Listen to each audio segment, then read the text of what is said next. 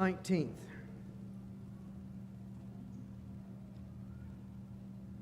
Try that again.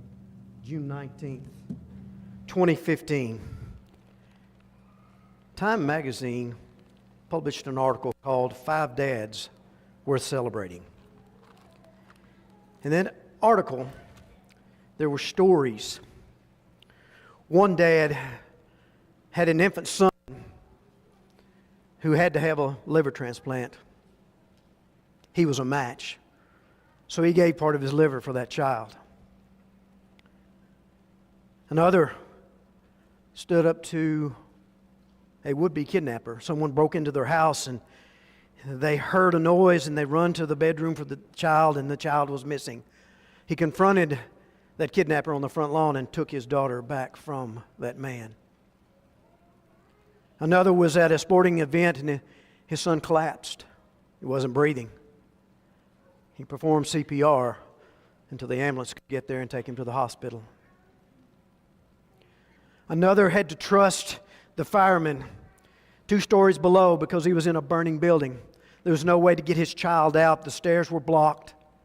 He had to trust him enough to toss that baby out that window as the floor collapsed underneath him. And finally, not too far from here in the Great Smoky Mountains, a father jumped on the back of a bear who had attacked his 16-year-old son while he was asleep, and he fought that bear off. In every one of these stories, the children, they're fine. These stories warm our hearts. It makes us think of the love of a father for his children. It makes us think of the desire to take care of and protect the children. This is Father's Day. But in keeping with the theme that we started on Mother's Day, I want us to look at a spiritual application of being a father.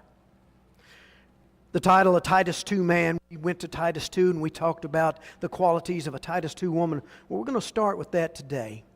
And we're going to see what's it like to be a spiritual leader, a spiritual father to those who might be younger than us.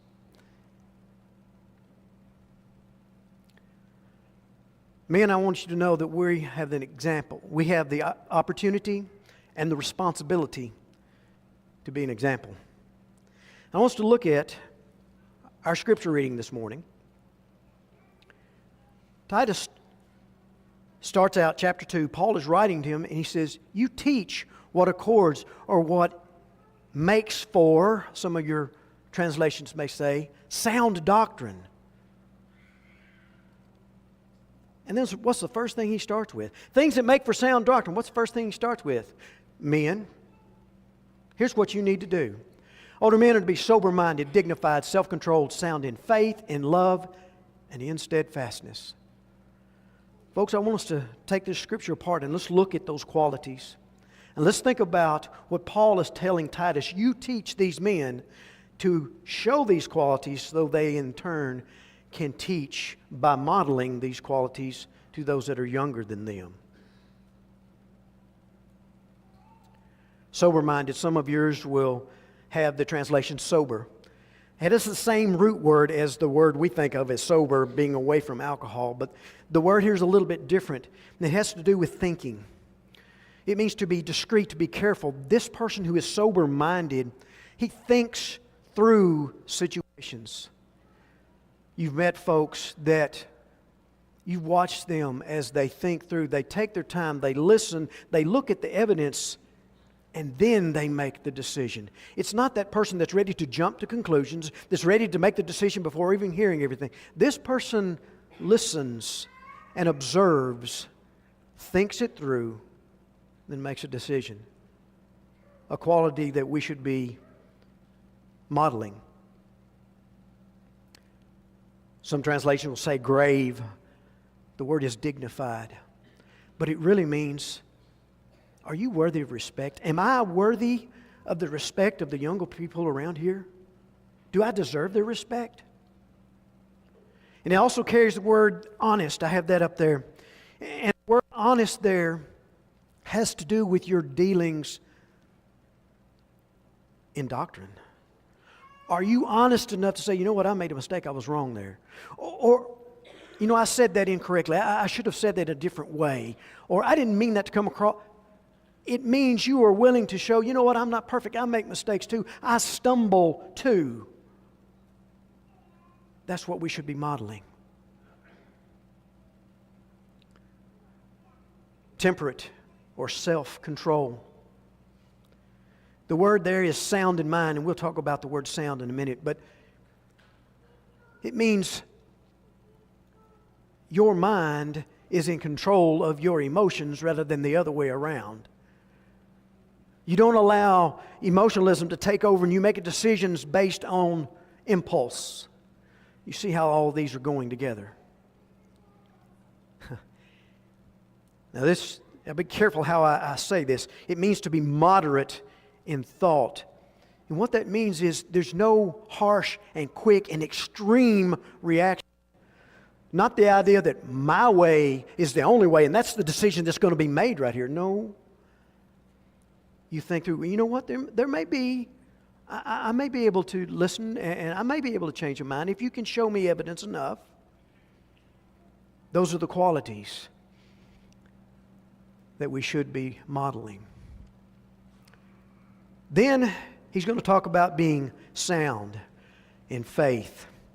He's going to talk about being sound in love and in patience. And I wanted us to look at the word sound. The word means to be healthy, uncorrupt. It means to be true, especially when it comes to doctrine. Are we sound? Are we doctrinally healthy? Are we spiritually healthy? Is that what we're modeling for young people? Are we healthy in our faith? And I love the Greek word here. Literal translation, are you healthy in your understanding that you rely upon Christ and only Christ for your salvation? That is the only way. That is being sound in faith. What about sound in love? Some of yours will have translated that charity. And the love that is used there talks about it is a desire and an affection to want to do good, to be kind to others. Are we modeling that? And finally, patience. And this word, kind of tough. You know, all right, I can put up with it. No. No. Cheerful endurance. There's a lot of times we've kind of put the scale on, I can put up with anything for a little while. I'll have to admit, I said that in school a few times. I can put up with anything for a little while. That's not what he's talking about. Cheerful endurance. The idea is you're dealing with a situation that's not going the way that you want it to, especially when we're talking about matters of doctrine. But you can see a positive outcome. If I keep working with this person, if I keep teaching, if I keep modeling, the outcome's going to be worth it. Bluntly, it's the ability to wait. Can you wait? If you'll remember, on Mother's Day, we talked about Ruth. And her mother-in-law says, just sit down. Just wait.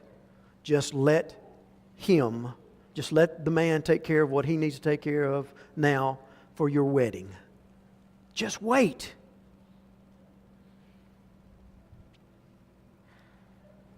Are we modeling these types of things?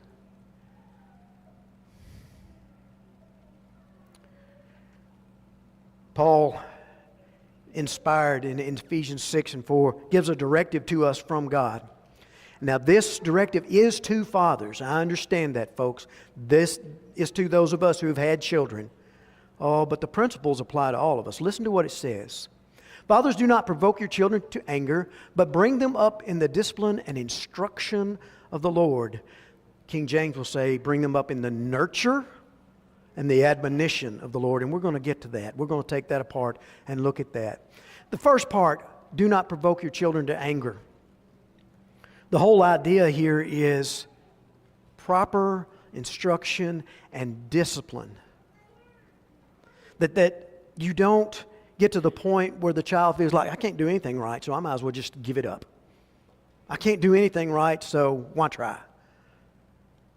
And your reactions when they make a mistake, that is so harsh that they don't want to try anymore. He's saying, don't do that. This is God's directive. You fathers, don't be that way towards your children. You lovingly instruct. Bring them up. And every version that I looked up, every translation used this term, to bring them up. That's a continual thing, folks. It isn't overnight. Those of you who have raised children, you know it's not an overnight thing. It takes some time. It's a continual thing that you keep doing. And the idea is to bring them up, is to cause growth, to cause increase. It's not just talking about, yes, we have to meet their physical needs, the food, the shelter, and all that so that they can grow physically. But the increase part of there's more to raising a child than just feeding them. They have social and emotional needs that have to be met. There's instruction that needs to be given, especially when it comes to God and Christ. Those are the things that Paul inspirationally is telling men, here's what you need to do. Fathers, this is what you do. Bring them up. And the discipline or the nurture. The word discipline here is not necessarily the one that we think of where it deals with negative consequences. It does include that. But the word discipline is more like a disciplined athlete that knows that they have to do certain things. We just went through VBS. And one of the big things in Daniel was he was disciplined in his diet. He was disciplined in his prayer. He was disciplined in the way that he obeyed his God. That's the discipline that he's talking about. You bring them up in that type of discipline. You teach them the importance of things. And you show them and you model for them. That's the discipline he's talking about. But correction is involved. Correction is required. But it's out of love and a desire to see the child grow, increase, to get better.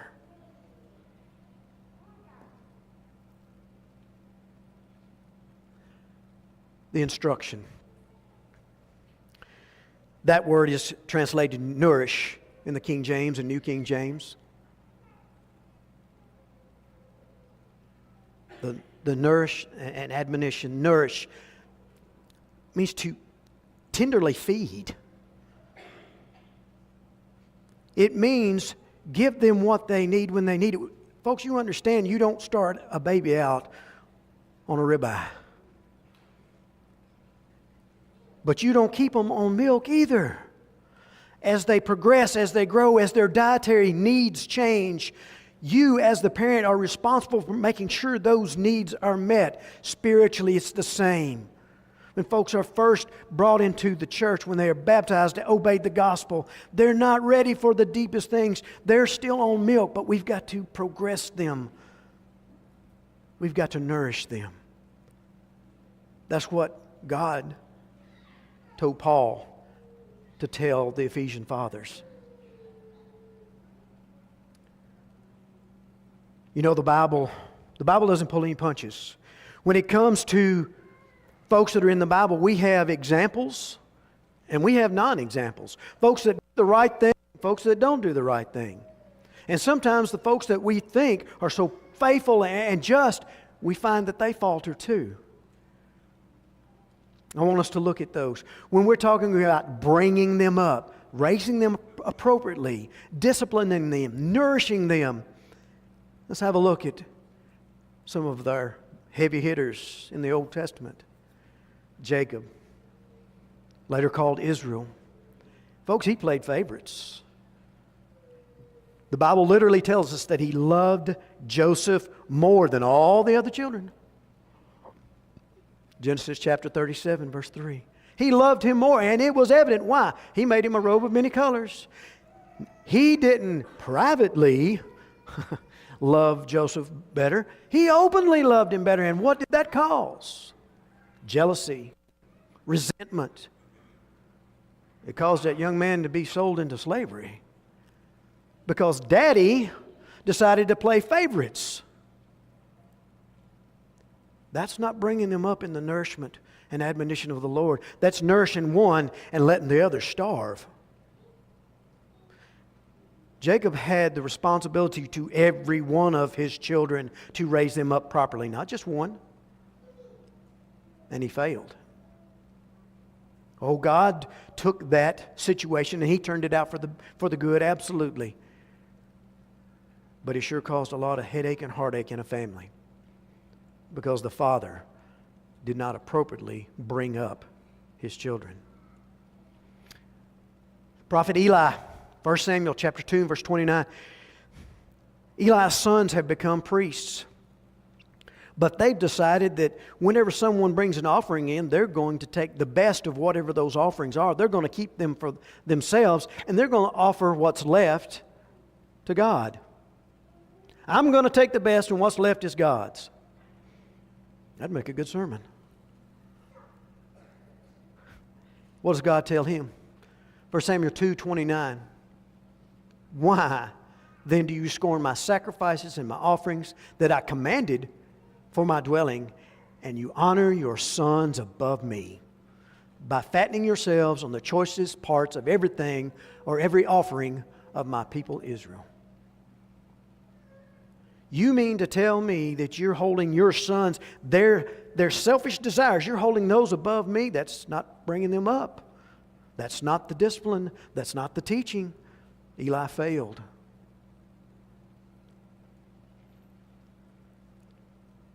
David, in 2 Samuel chapter 13, incest and rape is committed in his house. And if you haven't read the story, go back and read that. David is party to that. And if you read that critically, you'll look when Amnon asked for Tamar to be brought before him, he asked specifically for her, his sister. And there's all kinds of servants that could have taken care of him. Why ask for her? David never asked a question. He just, hey, you need to go take care of your brother. Never asked, why do you want her? I've got all these other servants. Why do you want me to send her? He never asked. That horrible event happens. 1 Samuel 13:21. Here's David's reaction. When King David heard all these things, he was very angry. There's not another verse about what he did. There was no discipline. There was no correction. There was nothing from David himself toward Amnon. He just got mad. Folks, that's not raising them up in the nurture and admonition. That's not discipline. That's not teaching. Oh, and by the way, the rest of that story, it led to murder in his house too. Because Dad did not address what he was supposed to address. He failed.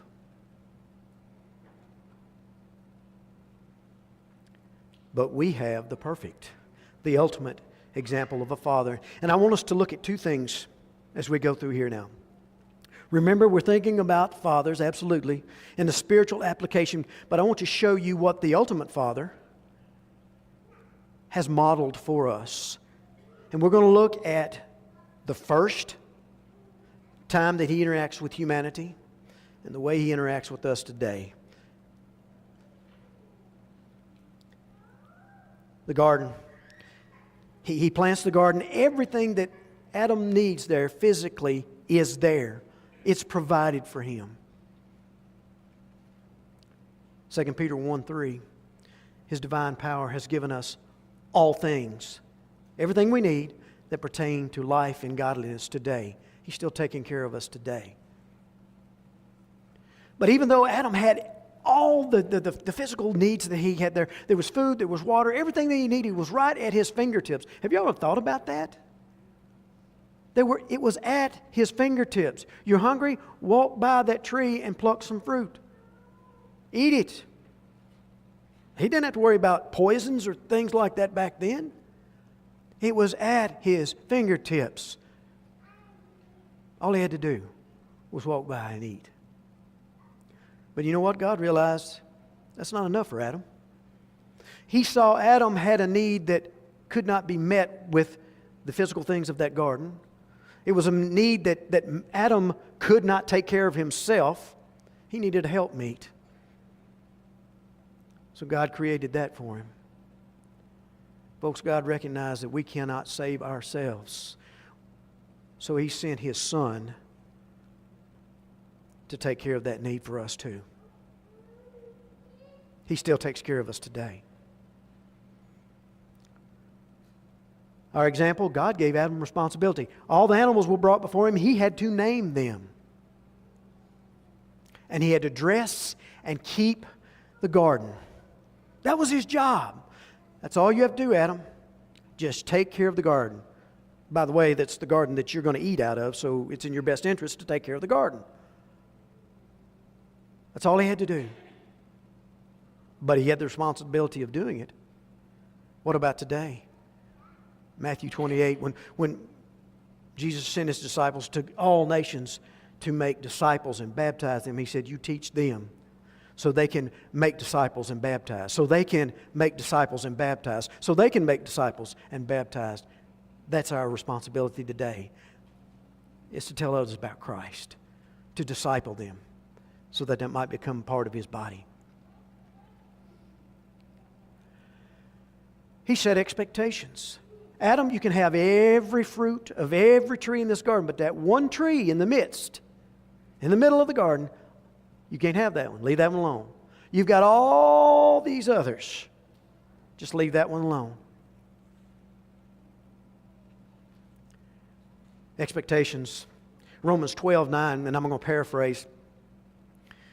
Paul writes that we are to love sincerely, to hate what is evil, and to cling to or hold on to what is good. And the rest of that chapter breaks those things down and explains, here's how you do that. That's our boundaries today. Love people sincerely. Hate evil. Stay away from evil. Leave it alone. And hold on to the things that are good. Don't let them slip away. I encourage you to read the rest of that chapter to see exactly how he explains we need to do that. But I want you to know that there was discipline that was required. God disciplined Adam. If you'll remember when the fall happened, and after they give their excuses, and we'll talk about that in a minute, God said, Adam, no longer are you going to walk by a tree and grab a piece of fruit. No. You're going to have to toil the ground. And the ground's going to fight against you because thorns and things are going to grow up around your crops. They're going to try to choke them out. And you're going to have to fight with the ground for your food, with the sweat of your brow for the rest of your life.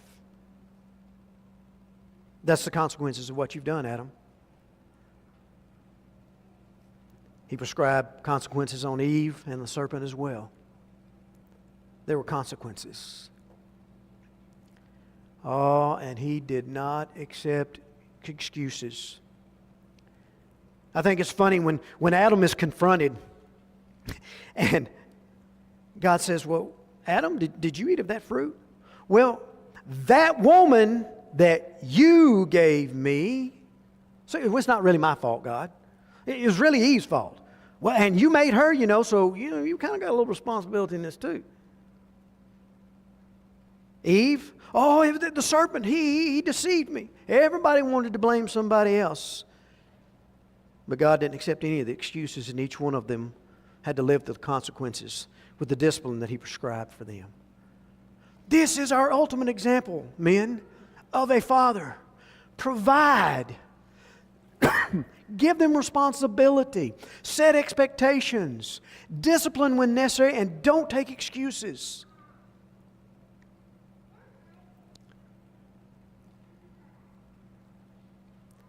I want you to know that the word father is not just a title that's used. I think it's interesting that at this time, as we're reading the New Testament, the Jews would have had many names for God. They would have called Him Yahweh, or possibly Elohim. The Gentiles probably would have referred to Him as Jehovah, El Shaddai, and Adonai. And all of these words are meant to glorify and magnify His name. Yahweh means I am. You remember? Moses said, who do I tell them? Who do I tell Pharaoh sent me? You tell him, I am sent you. And they knew what that word meant. And all of these are terms that are endearment, but every one of them kind of elevates, and he deserves elevation, God into this plane that it's almost like he's so far above us that we can't touch him. His thoughts are above thoughts, our thoughts. I got that. I understand that. You do too. But they're using all these terms that put God out there somewhere. I want you to think about this question. Matthew chapter 6, Luke chapter 11. When Jesus, in Luke 11 especially, the disciple says, teach us to pray. How did Jesus say, his disciples, how did he tell us to address God? Do you remember? I see some lips moving. Many of you probably can quote that verse. He said, you address him as our Father. Yes, he deserves all majesty and all praise and all glory, absolutely. But you can address him as Father. Quit putting him way out there, unreachable. He is your Father, and he wants to hear from you. He expects to hear from you. Growing up, my generation, I know things may have changed some now, but if somebody wanted to come up and they wanted to talk to my dad, they addressed him as Jimmy. And some of the folks that were closer to him, like his nephews, they would say Uncle Jim. But that's not the way I addressed him. In fact, if I'd have walked up to him and said, Jimmy, there was probably about to be a problem. That wasn't my relationship with him. It was Dad or Pop. That's what Jesus is saying here. Other folks would call him Mr. Hight. That's what they're doing. They're addressing God as, really don't have a relationship. He says, no, he is your Father. He's your Father. So this morning, what example am I setting? When I understand that what Jesus is saying, that this Father cares about you, wants to nourish you, wants to bring you up, what example am I setting for the young people? Oh, by the way, do you know that there is a literal example of a man being a spiritual father in the New Testament? Oh, it's not said that way. But Paul has two young preachers that he's helped put in that position, Timothy and Titus. 1 Timothy 1:2 and Titus 1:4. Both times he calls these young men my true child in the faith. These weren't his kids. He says, I'm a spiritual father. I've helped bring them up. I've taught them. I still instruct them. Paul considered them his children in the faith. Here's a question for you. Men and women alike, are there people in this congregation, not your own children, that could consider you a father or a mother in their faith? If they can, that is a huge compliment to you. It means you're doing what you're supposed to be doing.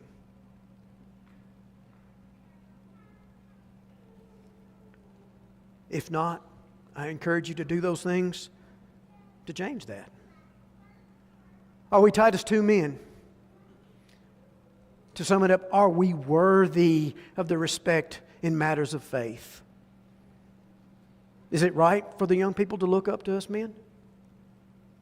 Oh, by the way, this front pew here, y'all are older than some of the little ones, and I want you to know something. They were looking up to you.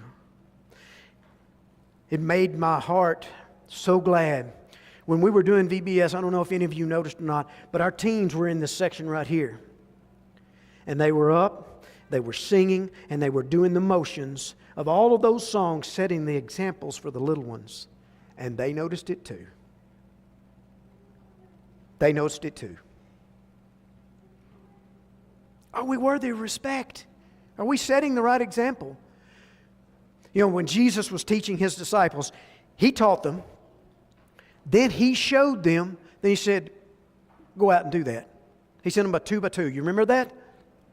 He sent them out. We've got to do the same thing. If we're going to be the spiritual fathers and leaders that we should be, we've got to teach them. They've got to see it in us, modeled and exampled. And then we've got to trust them enough to help them do it. Let them do it. Encourage them to do it. Get them involved.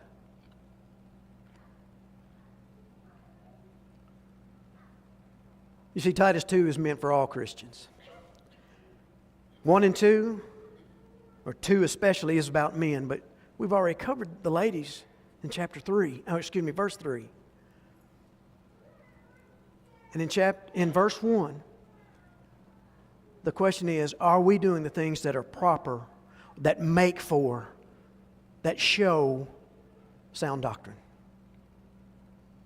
We all have an opportunity to set the example, to be a spiritual leader, to be a spiritual father or mother to those who are younger than us. And a big portion of that is when you see something that you can do, that's something that needs to be done, step up and do it. This morning, you may be here and you haven't obeyed the gospel. This morning, you have the opportunity to set the best example you will ever set for anyone by saying that it's important to give your life to Christ, to obey Him fully, and to be added by God Himself to His church. You can do that by obeying the gospel this morning. Or maybe you're here and you think, you know what? What example am I setting? The beautiful thing about that is we're here to help each other. And if you realize you're not setting the example that you're supposed to be setting, here's another way to do it. Show that you're willing to admit that. Ask for prayers and comfort and strength from your family, this congregation right here. We want to help. We want to see everyone grow. Let's act like our Heavenly Father acted. And let's try to nurture and mature everyone and take care of each other as we go along. If we can help you in any way, won't you come as we stand and sing?